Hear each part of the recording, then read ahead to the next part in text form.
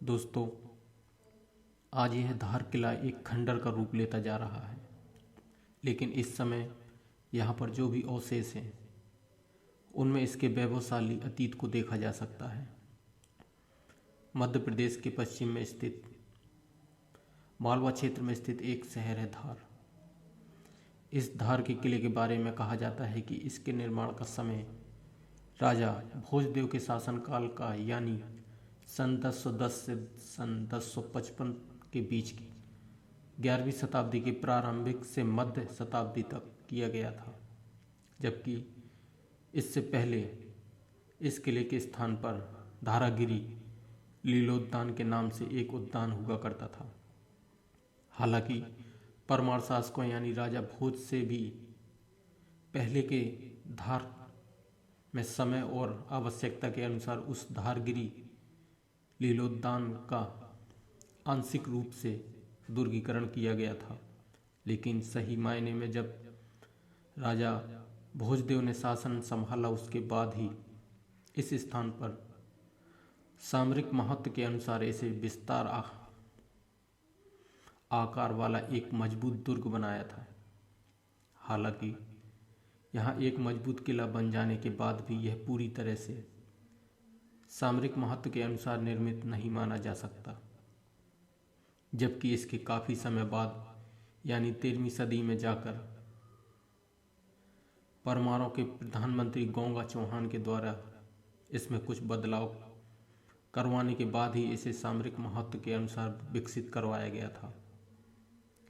लेकिन 14वीं शताब्दी के प्रारंभिक दशक में यानी कि सन 1305 ईस्वी में अलाउद्दीन खिलजी के दिल्ली सिंहासन पर बैठने के कारण इस्लामिक सत्ता का प्रभाव न सिर्फ धार में बल्कि संपूर्ण मालवा पर भी पड़ा था। उसका असर यह हुआ कि खिलजी के सेनापति आइनुल मुल्क मुल्तानी ने मालवा पर आक्रमण कर यहाँ के उस समय के परमार शासक महलक देव की हत्या कर दी थी। महलक देव की हत्या के बाद यहाँ परमार वंश का वह दबदबा लगभग समाप्त हो चुका था।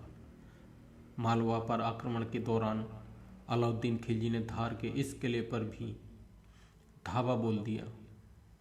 धार के इस किले पर हुई उस भीषण आक्रमण के दौरान इसके एक प्रवेश द्वार को तोड़कर अलाउद्दीन खिलजी की सेना ने किले पर कब्जा कर लिया था।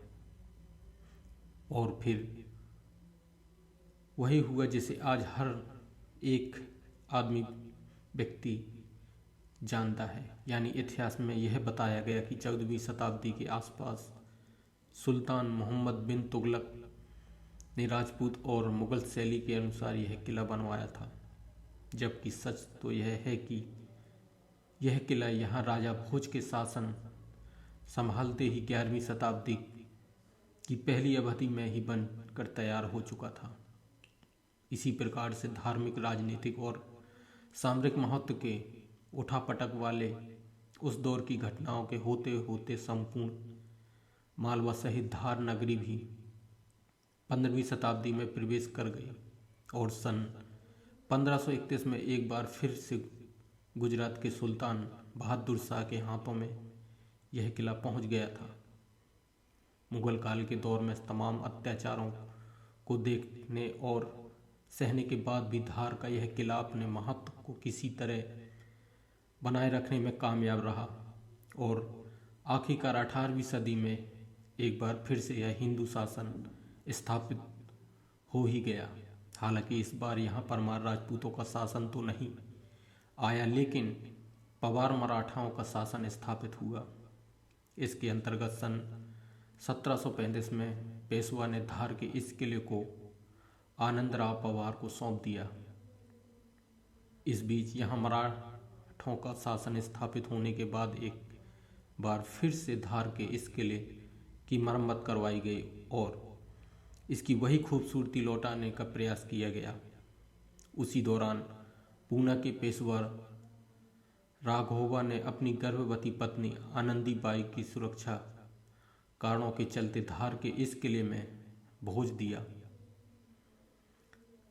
जहां उसने इस किले में बने खरबूजा महल में सन 1751 में एक बालक को जन्म दिया, जो आगे जाकर पेशवा बाजीराव द्वितीय बना। यहाँ एक और धार के इस किले ने 13वीं शताब्दी के उस दौर में मुगलों का स्वागत किया था। वहीं यह औरंगजेब के शासन के दौरान भी एक महत्वपूर्ण स्थान हुआ करता था। सन 1857 की क्रांति के दौरान क्रांतिकारियों के एक दल ने धार के इस किले पर देश की आज़ादी का झंडा लहरा दिया। हालांकि बाद में ब्रिटिश सेना ने किले पर फिर से अपना अधिकार कर लिया और उसके बाद उन क्रांतिकारियों को कैसी कैसी सजाएं दी गई और क्या क्या अत्याचार किए गए होंगे, आप खुद ही सोच सकते हैं। इस घटना के बाद तो अंग्रेज़ों ने इस किले को पूरी तरह से ढहाने की योजना बना ली थी, ताकि सन 1857 के इसके उस क्रांतिकारी इतिहास को भी इसी में दफन कर दिया जाए।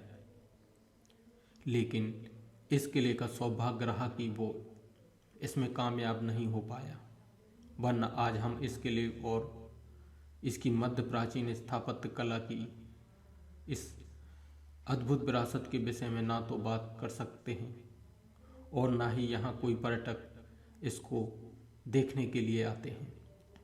धार के इस किले ने 10वीं शताब्दी के प्रारंभिक दौर से राजा भोज का शासनकाल से लेकर भारत की आज़ादी तक के इतिहास के दौर के अनेक सामरिक महत्व के उतार चढ़ाव को देखा और अपने 1000 से भी अधिक वर्षों के समय के दौरान इसने कई भीषण आक्रमण को झेला और कई प्रकार के राजनीतिक और आर्थिक बदलावों का गवाह भी बन चुका है यह धार का किला।